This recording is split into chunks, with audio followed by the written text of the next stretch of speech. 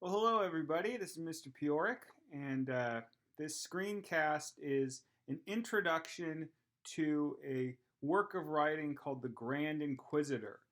I want you to pay close attention because this is your assignment uh, coming out today. Is that I want you to read this story, The Grand Inquisitor, and I want you to take a full page of notes on it in preparation uh, for number one, a short discussion we'll have on Thursday, or actually just our next Zoom meeting.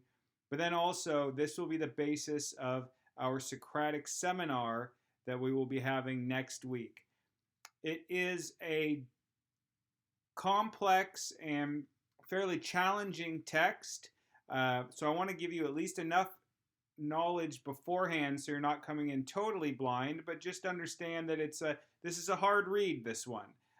So it should hopefully give us a lot of stuff to talk about. It's very philosophical. It's very famous. Uh, but anyway, I just wanted to start by giving you some background so that when you start reading it, you understand what's going on. Well, first thing you need to know is that the Grand Inquisitor is actually a chapter out of a much larger novel called The Brothers Karamazov by Fyodor Dostoevsky. Here's Dostoevsky here. Dostoevsky is my favorite author of all time, and especially this book, The Brothers Karamazov. This is the book I read when I think when I was 20 that kind of changed my life, and it's the whole reason that I study literature now.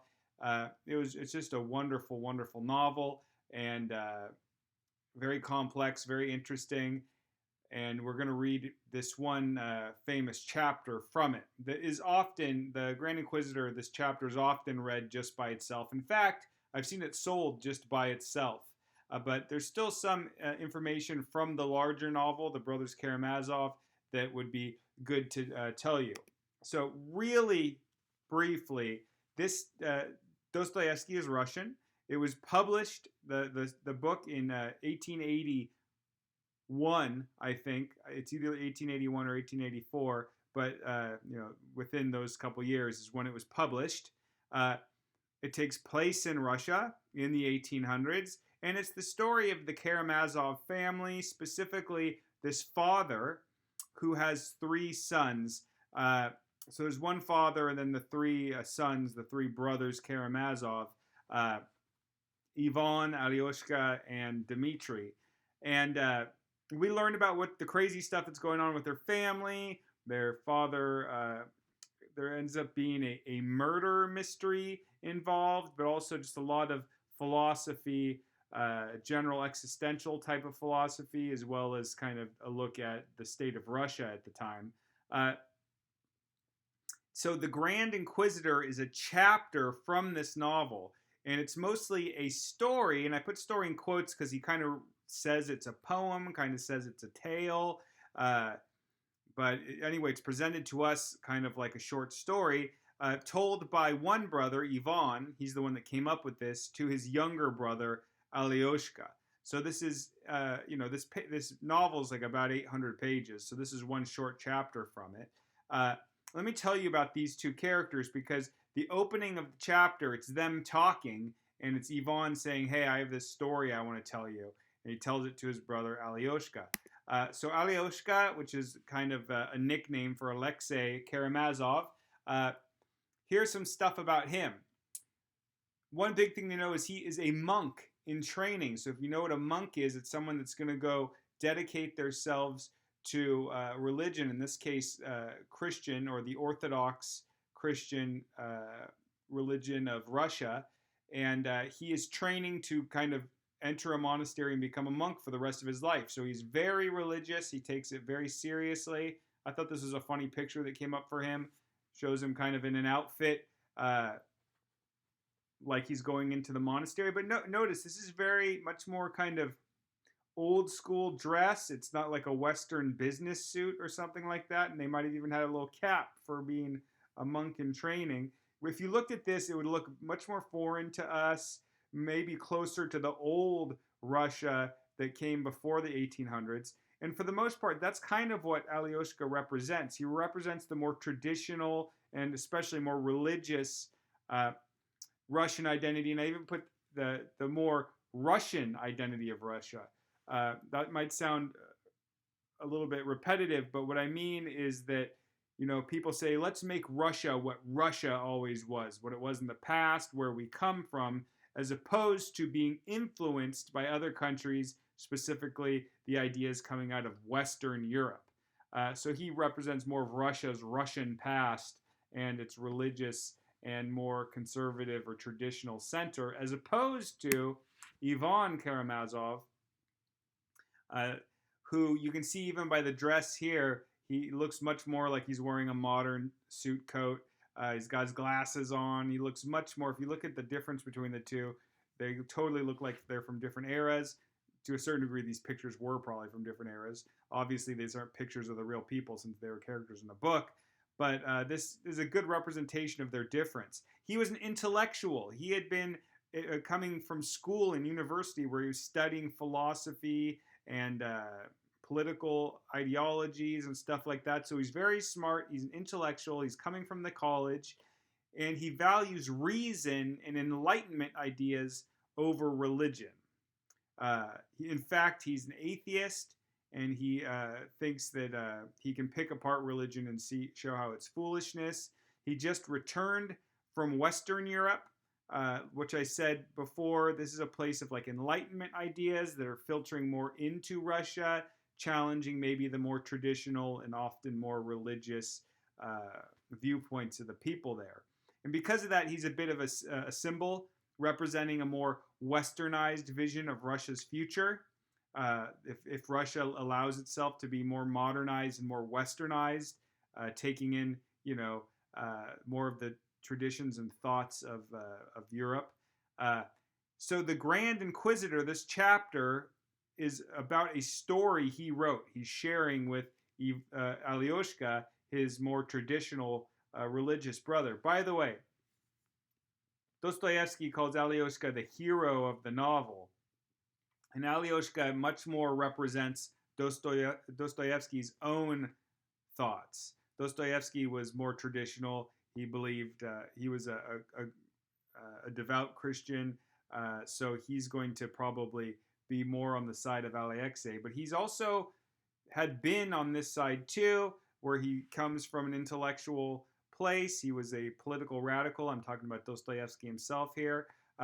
So he's kind of got one foot in each bucket, so to say here. All right. I'm going to change a little bit to take you all the way back to Spain now in the 1400s, the 1600s. Why am I doing this? Well, the Grand Inquisitor, the story that Ivan comes up with, the setting for it is during the Spanish Inquisition. So I'm telling you all this stuff about Russia, but really all of your reading is going to take place back in Spain between the 1400s and the 1600s during this thing called the Spanish Inquisition, because that's the story, the setting of Ivan's story.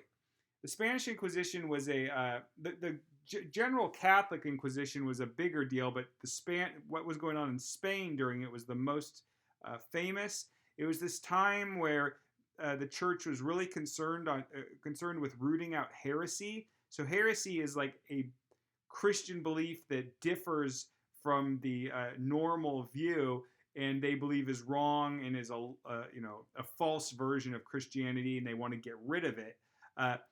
And they would find lots of people that they would accuse of heresy. They'd put them on trial. They'd question them. They would sometimes. It was famous for really ruthlessly torturing and sometimes killing people for heresy. So kind of like the consequence of not converting back to the Orthodox or just normal way, or not confessing, would be death or torture. So it's very criticized now, obviously, for those reasons. It's also responsible for a lot of forced conversions of Jews and Muslims in Europe and Spain, because people were kind of forced to convert rather than, be killed or tortured. Was it all this bad? I don't know. There might be historians who say, hey, it's gotten a bad rap, but for all I know, it was pretty bad. So this is the setting of Ivan's story. All this stuff is going on. You even have this priest here pointing to someone being burned here while these people pray for mercy or beg for mercy. This guy is a dog. Uh, anyway, the Grand Inquisitor would be the boss. It would be, this might be one of the Grand Inquisitors. It means that the priest that's in charge of the whole shebang, that's in charge of the whole Inquisition. So one of the main characters in Yvonne's story is going to be this Grand Inquisitor, the guy that's in charge of it all. Now I want to jump to the Bible. Why? Well, because this is an important thing to know as well. I said the Grand Inquisitor, let's say it's this guy, is one of the main characters. The other character in the story is actually going to be Jesus. And one of the things that these two guys are going to talk a lot about, or actually at least the Inquisitor is something that happened in the Bible. And he's going to reference it a lot. So I want you to have read it so you understand. This is from the book, the Gospel of Luke, from the Bible, the book of Luke. So when Jesus was young, 30, he had not yet done all of his miracles and his kind of Jesus-y stuff. He hadn't started what they call his ministry. But he gets baptized by John the Baptist in the Jordan River, and that kind of starts up, his official ministry as he's going to go out and do his work and miracles. But right after he is baptized, he goes out to the desert and he fasts for 40 days, and the devil comes out and talks to him and tries to tempt him. And this is the story. So I'm going to actually read to you the whole account, at least from Luke. Jesus, full of the Holy Spirit, left the Jordan and was led by the Spirit into the wilderness, where for 40 days he was tempted by the devil. He ate nothing during those days, and at the end of them he was hungry. The devil said to him, "If you are the Son of God, tell this stone to become bread." Jesus answered, "It is written, man shall not live on bread alone." The devil led him up to a high place and showed him in an instant all the kingdoms of the world. And he said to him, "I will give you all their authority and splendor. It has been given to me, and I can give it to anyone I want to. If you worship me, it will all be yours." Jesus answered, "It is written, worship the Lord your God and serve him only." The devil led to Jerusalem and had him stand on the highest point of the temple. "If you are the Son of God," he said, "throw yourself down from here. For it is written," this is still the devil talking, "he will command his angels concerning you to guard you carefully. They will lift you up in their hands so that you will not strike your foot against a stone." Jesus answered, "It is said, do not put the Lord your God to the test." When the devil had finished all this tempting, he left him until an opportune time. So the devil tempts him with three things. One is, he says, "Hey, if you're the Son of God, tell this stone to turn a stone into bread and prove it to me." And then he says, "Hey, well, if you worship me, I'll give you the power of all the kingdoms of the world." And then finally he says, "Hey, if you're really the Son of God, throw yourself down from here so that the angels will save you." And all these times, Jesus says, "No, thank you, devil," and he doesn't succumb to any of the temptation. The reason I'm telling you this is because the Grand Inquisitor will talk about this specific moment in the Bible when he's talking to Jesus. And so I'm giving away some stuff. You're like, what? Jesus? Didn't he die and, at least in the story of the Bible, resurrect and go to heaven? How is he having this conversation? Well, that's the big reason why I at first chose this chapter, besides the fact that I just wanted to read it with you. Remember this? Revelation 22, 6 through 7. You might remember it. You read Revelation. "The angel said to me, these words of the book of Revelation are trustworthy and true. The Lord, the God who inspires the prophets, sent his angel to show his servants the things that must soon take place." And then you have the words of Jesus. "Look, I am coming soon. Blessed is the one who keeps the words of the prophecy written in this scroll." So we ended our last Zoom meeting, or part of it, with this idea of, what do you mean by soon? It's been, for us, almost 2,000 years. Well, people are looking towards what's often called the second coming, when he finally does come back, Jesus. So I thought this was an integral part of Revelation, this promise of the second coming, because that's what we see happen. He comes back and wages battle and defeats, you know, the devil and all the people with the devil.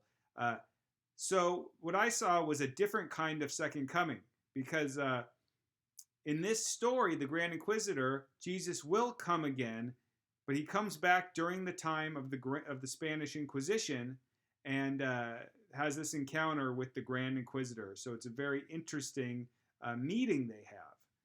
So it ends up actually being a good amount of Revelation and apocalypse-based stuff happening in the story as well. But this is the first reason why I chose it to go with the book of Revelation. Also, regardless of apocalypse or regardless of religion, this story or this chapter, The Grand Inquisitor, is a famous work studied by people studying the philosophy known as existentialism. Dostoevsky is always read when people read existentialism, and this is one of the big things that they read by him. So it's fascinating for its philosophical content. It's fascinating for its comments on religion, and also for its apocalyptic content as well. So it's a very interesting philosophical read, a bit of a tough one, but I hope we can have a good conversation about it. All right, guys. Well, email me if you have any questions. Make sure you take a page of notes. I'll give you more details on that on Canvas. Otherwise, looking forward to seeing you at our Zoom meeting on, well, it depends on which class you're in, but our next Zoom meeting later this week. All right. See you later.